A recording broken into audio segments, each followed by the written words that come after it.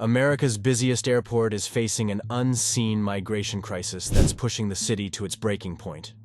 A record-breaking number of asylum seekers are making O'Hare International Airport their home. Sleeping on cardboard pads and straining the infrastructure, this migrant crisis is pushing Chicago to its limits. Today, we will uncover how the city's sanctuary status is shaping Chicago's future.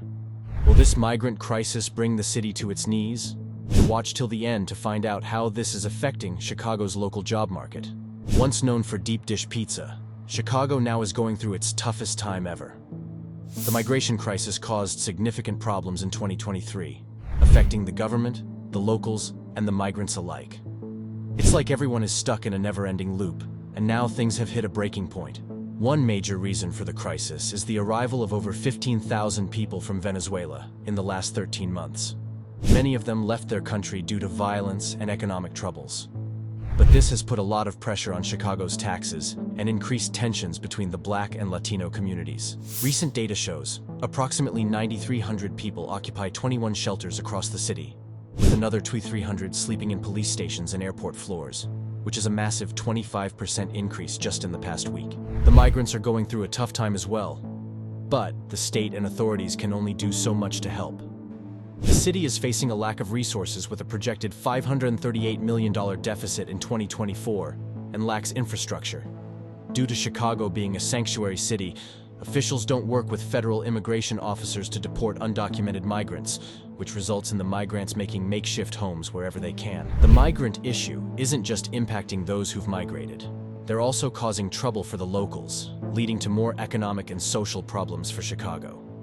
A significant chunk of Chicago's population, around 17%, or nearly 450,000 residents, is living below the poverty line, which was $27,479 for a family of four in 2021. Among the most populous cities, Chicago holds the 8th worst poverty rate. Being a sanctuary city might make this already challenging situation even worse. Another critical reason for Chicago's poverty crisis lies in broken families, with a high number of single mothers.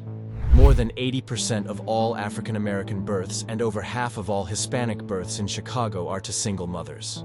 With limited resources and the added strain from the migrant situation, Chicago is finding it hard to take care of its own struggling population.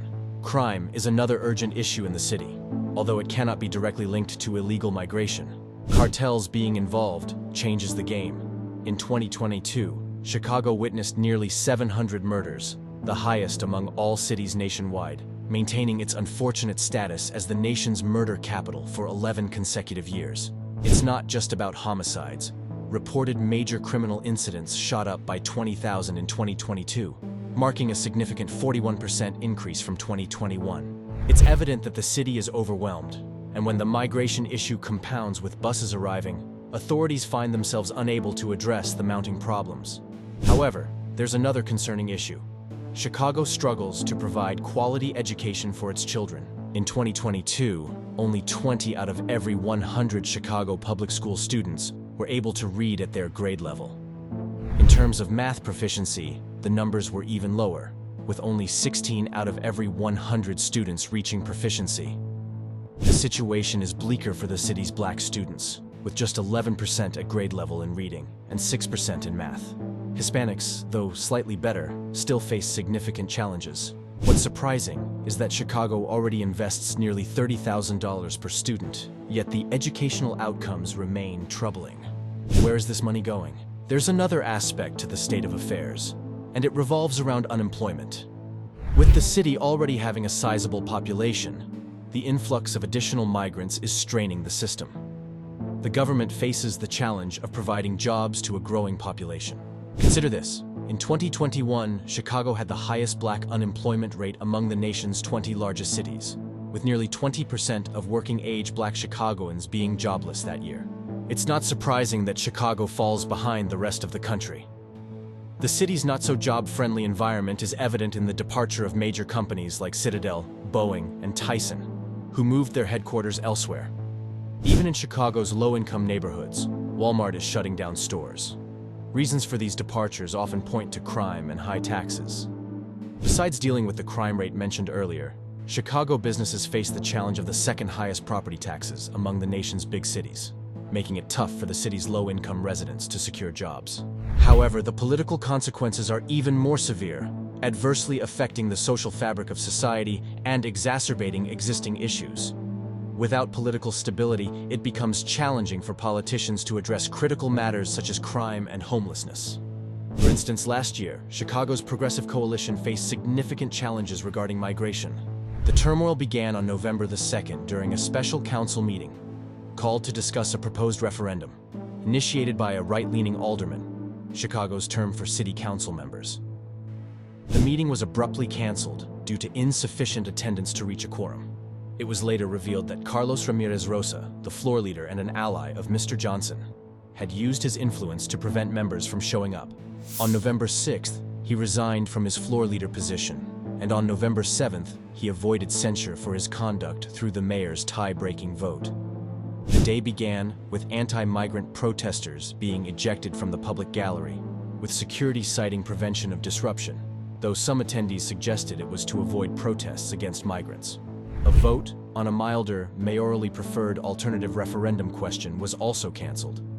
This alternative would have asked whether to impose reasonable limits on the city's provision of resources for migrant sheltering, if necessary to prevent a substantial negative impact on Chicago's current residents. This issue is exacerbated by budget shortfalls and a lack of resources, pushing Chicago further into crisis. It urgently demands attention from the federal government and decisive action. Otherwise, the suffering of the people will persist. In terms of solutions, the first step involves a thoughtful evaluation of the sanctuary city status and conducting a census to determine the appropriate course of action. The escalating problem of illegal migration is only amplifying the challenges mentioned earlier. Even before the influx of new immigrants, the city and state were grappling with financial crises. The federal COVID funds that initially helped cover these issues are now dwindling, intensifying Chicago's struggle to manage escalating retirement costs, social programs, and the additional burden of supporting migrants. Those protesting against the surge in migration are aware that they, as Chicagoans, will bear the consequences of the city's sanctuary status.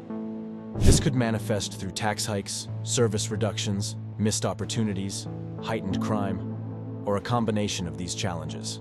The most effective solution lies in collaboration to address the concerns of the locals. Simultaneously, the migration issue needs careful attention, recognizing the humanity involved and avoiding the inadequate solution of placing people in tents. The outcome remains uncertain, but the combination of Chicago in 2024 and the migrant situation appears far from an ideal match, potentially leading to more challenges for this once prosperous city. If you learned something new today, hit the like button and subscribe to the channel. What do you think Chicago's mayor should do to stop this crisis? Do let us know in the comments, and click here to see how the migrant crisis is affecting New York.